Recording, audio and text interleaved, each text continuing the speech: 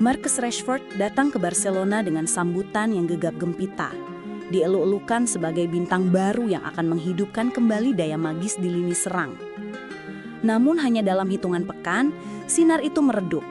Performanya dinilai mengecewakan, bahkan hampir membuat Barcelona kehilangan laga penting. Media, publik, hingga manajemen klub mulai meragukan, apakah keputusan besar mendatangkannya benar-benar tepat? Ataukah ia hanya akan menjadi nama besar yang gagal memenuhi janji di Camp Nou? Pertanyaan itu membawa kita kembali ke awal perjalanannya, ke saat di mana harapan begitu tinggi dan semua mata tertuju padanya. Bab pertama inilah yang merekam optimisme tersebut. Bab 1. Awal yang penuh harapan. Marcus Rashford tiba di Barcelona pada musim panas dengan status pinjaman dari Manchester United. Kesepakatan itu termasuk opsi pembelian permanen sekitar 30 juta euro. Dari hari pertama, publik dan media menganggap ini langkah besar. Rashford sendiri menyebut Barcelona sebagai tempat di mana mimpi menjadi nyata. Dalam Scott Hansi Flick, ia diproyeksikan sebagai alternatif ofensif penting. Bisa bermain di sayap kiri, mungkin sebagai false nine, atau posisi menyerang lain sesuai kebutuhan taktik. Kecepatan, kemampuan mendribble, finishing, dan fleksibilitas menjadi daya tarik utama. Debutnya dalam pramusim juga cukup mengembirakan. Sedikit menit bermain, tapi cukup membuat orang mengingat namanya. Dalam laga persahabatan melawan Vissel Kobe, meski hanya tampil sekitar 30 menit lebih sedikit, ia menampilkan beberapa pergerakan menarik dan kombinasi yang hampir menghasilkan assist atau gol. Penilaian fisik juga positif. Staf kebugaran melaporkan bahwa Rashford datang dalam kondisi fisik yang baik. Suporter Barcelona, media Spanyol, dan banyak pengamat tampak optimis. Ini adalah kesempatan kedua bagi Rashford setelah masa sulit di Manchester United dan masa pinjaman di Aston Villa. Semua menantikan bahwa dia bisa menjadi bagian kunci dari bangun ulang serangan Barcelona yang selama ini kurang stabil di beberapa musim terakhir. Bab 2. Realitas di laga kompetitif. Setelah pramusim berlalu, musim kompetitif membawa tekanan yang berbeda. Pertandingan resmi memperlihatkan tantangan-tantangan yang belum bisa Rashford atasi dengan mudah. Dalam beberapa pertandingan La Liga pembuka, Rashford seringkali memulai dari bangku cadangan. Dari 3 laga awal di Liga, 2 kali ia masuk sebagai pemain pengganti.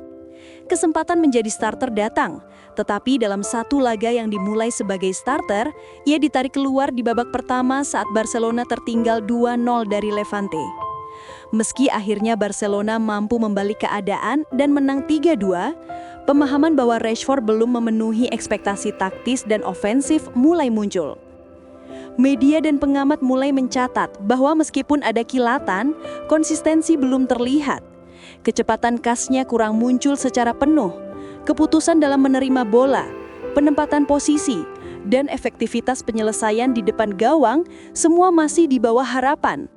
Ada pula kritik bahwa Rashford membutuhkan adaptasi, tak hanya ke gaya bermain Barcelona dan Flick, melainkan ke tekanan kompetitif di La Liga dan laga resmi, yang berbeda dari laga pramusim. Publik, yang awalnya bersorak-sorai, mulai bersikap lebih hati-hati. Mereka menunggu sebuah pertandingan di mana Rashford benar-benar menjadi pembeda, bukan sebagai pemain alternatif, tapi sebagai starter yang bisa memecah kebuntuan. Namun, laga demi laga berlalu tanpa gol atau assist yang signifikan dari Rashford dalam 3 pertandingan pembuka Liga. Bab 3. Kritik menguat dan pertanyaan mulai muncul. Seiring performa yang belum memenuhi janji, kritik mulai mengemuka. Dari media lokal, pengamat, dan bahkan dalam lingkungan klub sendiri. Laporan dari El Nacional menyebut bahwa Barcelona mulai meragukan keputusan untuk mendatangkan Rashford. Keputusan itu kini dievaluasi ulang, mengingat kontribusinya sangat terbatas hingga saat itu. Pada laga melawan Levante, ketika Barcelona tertinggal 2-0, Rashford ditarik keluar di babak pertama. Setelah kepergiannya dari lapangan, Barcelona berbalik unggul. Ini dijadikan contoh bahwa ketika dia tidak tampil, tim dapat merespons lebih baik. Media Spanyol pun mulai mempertanyakan apakah Rashford merupakan pilihan yang tepat untuk skuad besar seperti Barcelona. Sebuah artikel menyebut bahwa meskipun Barcelona menyatakan tidak akan memulangkan Rashford ke Manchester United, banyak pihak dalam klub dan publik mulai meragukan langkah tersebut. Ada anggapan bahwa tekanan besar dan kompetisi di dalam tim, Raphinha, Lamine Yamal, Ferran Torres, dan lain-lain membuat peluang Rashford untuk menjadi starter reguler sulit. Di sisi lain, timnas Inggris masih menunjukkan dukungan moral. Thomas Tuchel dan staf timnas terus mempercayai bahwa Rashford bisa memperbaiki performanya dan kembali tampil baik dalam pertandingan internasional. Namun dukungan tersebut mulai diuji seiring dengan kritik taktis dan performa klub yang membutuhkan hasil. Pengamat menyebut bahwa Rashford belum menunjukkan faktor wow dalam beberapa laga awalnya. Bab 4, titik terendah dan potensi kebangkitan. Ketika publik mulai kehilangan sabar, situasi dalam klub pun menjadi lebih rumit. Barcelona mempertimbangkan opsi untuk memutus masa pinjaman Rashford lebih awal karena performanya belum sesuai harapan. Rumor seperti ini menyebar cepat, dan meskipun klub membantah secara resmi bahwa mereka akan membawanya kembali ke Manchester United, tekanan tetap besar. Salah satu momen penting terjadi ketika Rashford bermain sebagai starter melawan Levante. Barcelona tertinggal dan pelatih Flick memutuskan menariknya keluar. Tak lama kemudian tim melakukan comeback dan menang. Momen ini menjadi simbol bahwa tim bisa bertahan dan bangkit tanpa kontribusi langsung dari Rashford, setidaknya dalam laga itu. Selain itu, kecaman dari media Spanyol menyebut bahwa Rashford kadang terlihat tersesat di lapangan, kurang tajam dalam penyelesaian, serta keputusan taktisnya belum selaras dengan tuntutan Barcelona. Meski demikian, ada sinyal kebangkitan. Dalam pertandingan-pertandingan berikutnya, Flick dikabarkan memberi kesempatan lebih kepadanya, terutama saat pemain sayap utama mengalami kelelahan atau cedera. Rashford juga secara pribadi tampak bereaksi, berlatih keras, menyesuaikan diri, meminta kesempatan, berusaha tampil lebih aktif dalam tiap menit yang ia dapatkan. Semua ini menjadi bukti bahwa ia tidak menyerah begitu saja. Namun sampai sekarang, hasil belum berubah secara signifikan. Gol terus sulit dicetak, assist pun minim. Publik masih menunggu momen ketika Rashford benar-benar membalikan narasi. Bab 5. Pandangan publik dan masa depan yang tak pasti. Kini, setelah beberapa pertandingan resmi berjalan, publik mulai mengubah perspektif. Harapan tinggi yang menyelimuti kepindahan Marcus Rashford ke Barcelona mulai tergantikan oleh keraguan. Bukan hanya dari penggemar, tetapi juga dari klub dan media. Media Spanyol melaporkan bahwa Barcelona sedang mempertimbangkan kembali dengan serius apakah akan menggunakan opsi beli permanen dalam kontrak Rashford. Jika performanya tidak membaik, ada kemungkinan pinjaman diputus lebih awal.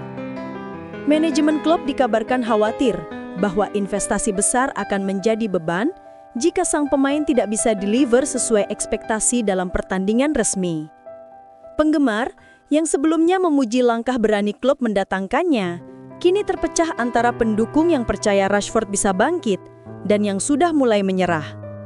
Di media sosial, kritik terhadap keputusannya di laga-laga sulit makin sering muncul. Pilihan posisi yang aneh, kecepatan yang kurang, penyelesaian yang mengecewakan. Semua ini membangun atmosfer ketidakpastian. Namun ada juga yang menunjukkan belas kasih, bahwa adaptasi di klub besar dengan tekanan hebat tidak selalu mudah, dan bahwa dia masih punya waktu. Di sisi lain, pepatah bahwa sepak bola penuh momentum muncul kembali. Satu pertandingan bagus bisa mengubah segalanya.